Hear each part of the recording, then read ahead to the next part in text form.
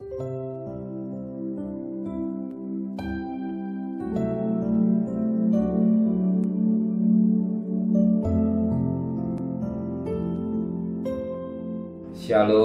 pagi bersama tundukkan kepala, pejamkan mata sejenak.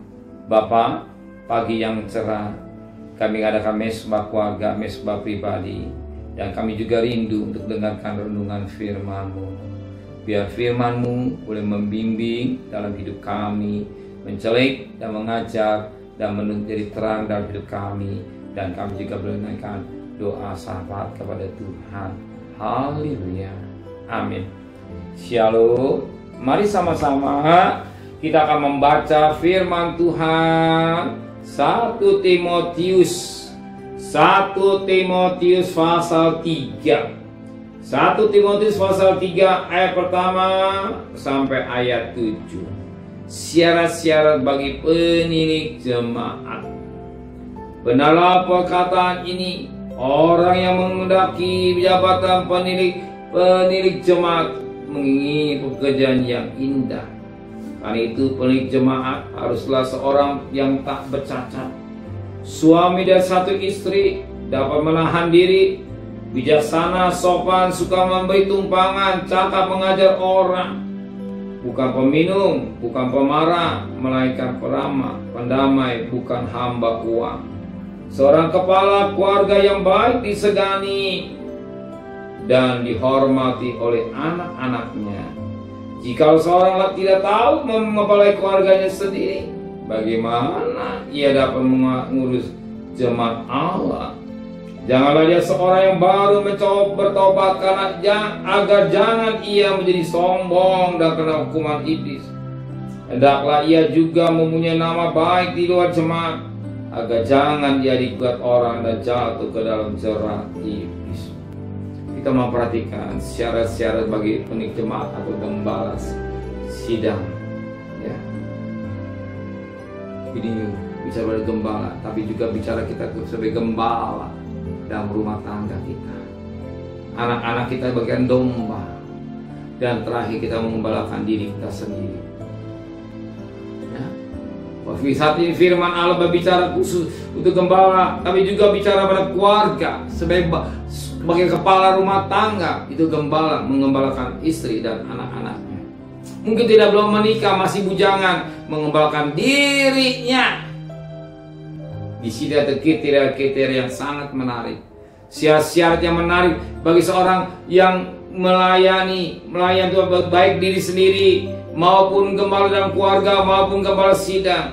Yang sangat menarik pagi hari ini dikatakan firman Tuhan pada ayat yang kelima. Jika seorang tidak tahu mengepalai keluarga sendiri, bagaimana ia meminta Bapa mengurus jemaat Allah? Jadi kita bilang menguasai diri. Ya. Firman Allah berkata, jika seorang tidak tahu mengepalai keluarganya sendiri, ada segala sidang keluarga yang ketika diri sendiri. Kalau kita bicara hal yang sendiri, kita harus bisa mengurus diri kita sendiri. Bagaimana kita bisa mengajar orang lain, diri kita tak urus? Kita harus mengasihi diri kita. Ya, kita harus mengasihi siapakah kita ini. Kita harus mengenal dulu. Kita adalah milik Tuhan, ada kepunyaan Tuhan. Kita bagaikan mutiara yang mahal. Dulu kita barang rombeng, barang musuh. Tapi setelah ditebus oleh darah yang mahal, kita ada milik Tuhan, mutiara yang mahal, seharga darah Kristus. Kita sayang pada diri kita. Kita rawat diri kita. Jangan sampai diri kita sebagaimana manusia normal, jangan sampai sakit. Demikian juga jangan sampai diri kita masuk neraka. Orang lain masuk surga, kita masuk neraka. Ingat kisah seorang calo bus. Garogo, ayo, Garogo masih kosong. Semua penumpang naik ke tujuan Garogo, tapi kalau itu nggak pernah tahu Garogo di mana, hanya suruh. Demikian juga hidup kita. Kita juga harus perhatikan kita. Surga, ayo ke surga. Tapi orang yang tidak ke surga atau kita tidak sebagai seorang diri atau kepala keluarga, Anak disuruh, ayo ke gereja kenal Tuhan. Atau sebagai gembala, memperhatikan jemaat baik surga. Tapi dia tidak melakukan firman Allah. Maka firman Tuhan, orang yang berbahagia, orang yang melakukan firman. Amin. Saudara, orang yang sangat diberkati, orang yang sangat bahagia, saudara mempraktikkan firman Tuhan. Saya percaya berkat Tuhan sudah sediakan bagi orang yang mengasihi Tuhan. Amin. Terima kasih Bapa di surga. Biarlah kami sebagai gembala secara pribadi, maupun gembala keluarga, maupun gembala sidang, punya kriteria-kriteria yang baik, contoh teladan yang hidupnya baik. Maka pimpin kami semua dengan kekudusan-Mu, menghargai diri kami dengan baik, dan sertai perjalanan kami bekerja, berdagang, sekolah, kuliah, dan kembalikan besok pagi dan tubuh yang sehat dengan tidak kurang satu apapun juga. Berkati Bapak Presiden, Wakil Presiden, para Menteri, para Gubernur, para Bupati, para Wali Kota, para Camat, para Lurah, para RW, para RT, medis, para lawan, para TNI. Berikan hikmat dari surga, istimewa, takut kepada Tuhan. Terima kasih Bapa, saudara kekasih.